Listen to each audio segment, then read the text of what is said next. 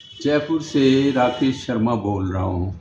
ये मेरा संदेश पाकिस्तानी भाइयों के लिए है।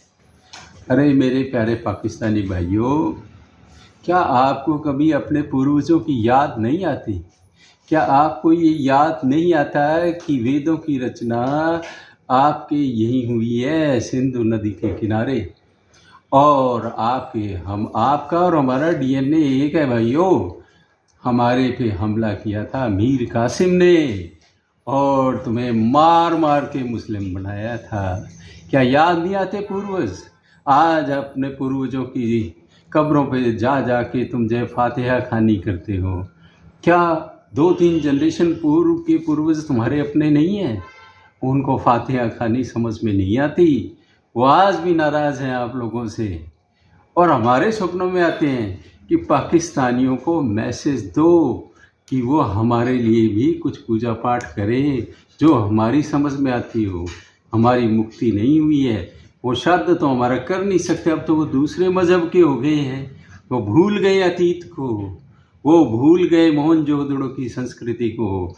वो तो मीर कासिम के हमले से अपनी शुरुआत मानते हैं। अरे हमलावरों को पूजने वालों, अपने पूर्वजों का ख्याल करो और अपने खून जो बहता है तुम्हारी रगों में, उस खून का विश्लेषण करवा के देखो। आप हमसे अलग नहीं हैं, हम आपसे अलग नहीं हैं। आप हमारे साथ होते या दिल से आज भी हमारे साथ हो जाओ और गजवाए हिंद जैसे विचारों को छोड़ दो। गजवाए हिंद तो वही पड़ा है, आप हमारे दिल जीत लो और हम तुम्हारे दिल जीत लेंगे। तुम याद करो कि तुम्हारा और हमारा डीएनए एक है। हम और आप भाई भाई हैं। आप कश्मीर छीनने की कभी बातें करते हैं, कभी कुछ करते हैं, कभी कारगिल हमला करते हैं। हमारे लोग समझौता करवाने जाते हैं, समझौता एक्सप्रेस लेके जाते हैं, समझौता के लिए बस लेके जाते हैं, लेकिन आप लोग कोई महत्व नहीं समझते। हमारे प्राइम मिनिस्टर रास्ते में उतरते हैं, तुम्हारे प्राइम मिनिस्टर से मिलते हैं। जो कोई तुम्हारे पूर्वजों के देश के प्रति थोड़ा बहुत भी प्यार दिखा दे तो तुम उसे गद्दार समझते हो। तुम इस गद्दारी को छोड़ो। तुम ये पहचान लो कि आप हमारा खून है, आपका और हमारा खून एक है, डीएनए एक है, पूर्वज एक है, पुराना इतिहास एक है, हमारी जड़ें एक है।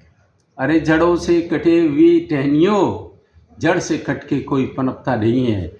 इसीलिए वहाँ खाने की भी कमी, सब्जियों की भी कमी और विचारों की भी कमी, सब कुछ ही कमी कमी कमी। इसलिए कि जिन्होंने अपनी जड़ों को जो भूल गए, जो अपनी संस्कृति और सभ्यता को भूल गए, उन पे विश्वास कौन करेगा? आपको विश्वास प्राप्त करना है दुनिया में तो ये सिद्ध करो कि हम लोग अपने पूर्वजों को भी याद करते हैं। चाहे हमारा मजहब बदल गया हो, लेकिन अपनी सभ्यता और संस्कृति को हम भूले नहीं हैं। इंडोनेशिया की तरह, जहाँ की एयरलाइन का नाम गरुड़ है और गणेश जी उनकी मुद्रा पे विराजमान होते हैं। वो लोग कहते हैं, जब रामलीला करने वो आते हैं भारत में, उनके कलाकार, तो वो कहते हैं चाहे हमने मज़हब बदल लिया हो लेकिन अपनी संस्कृति और सभ्यता को नहीं बदला। अरे वो तुम्हारे मुस्लिम भाई है, उनसे सीखो तो सही। गजवाए हिंद छोड़ो, गजवाए दिल करो और मिलो अपने अतीत से, अपने पुराने पूर्वजों के वंशजों से। आप और हम एक ही परमपिता की संतान है। और यदि आप ऐसा नहीं सोचेंगे, वसुधैव कुटुंब की भावना को नहीं अपनाएंगे, सारे विश्व पे अपने गलबा करने का प्रयास करेंगे, तो भैयों सब लोग तुम्हारा विरोध करेंगे। और आज तुम कहीं भी जाते हो तो तुम्हारा कोई भी सम्मान नहीं करता, क्योंकि आप जहाँ जाते हो वहाँ तुम जो है गजवा करने लगते हो, उत्पात मचा देते हो और सच का साथ नहीं देते। अरे सच्चे बनो। तुम्हारे यहाँ भी कुछ अच्छे यूट्यूबर हैं, कुछ अच्छे पत्रकार हैं, कुछ सच बोलने वाले हैं, जिनका गला तुम दबाते रहते हो और सच का सम्मान नहीं करते। हम तो ये कहते हैं, सत्यमेव जयते। अपने आप को पहचानो, अपने आप को जानो और हमारे को जानो और खुद को जानो।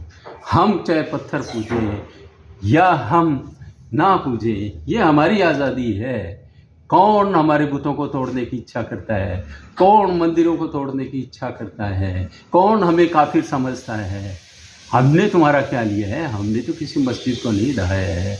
हमारे हज़ारों मंदिर आप लोगों ने तोड़े, आपके हमारे हमलावरों ने तोड़े।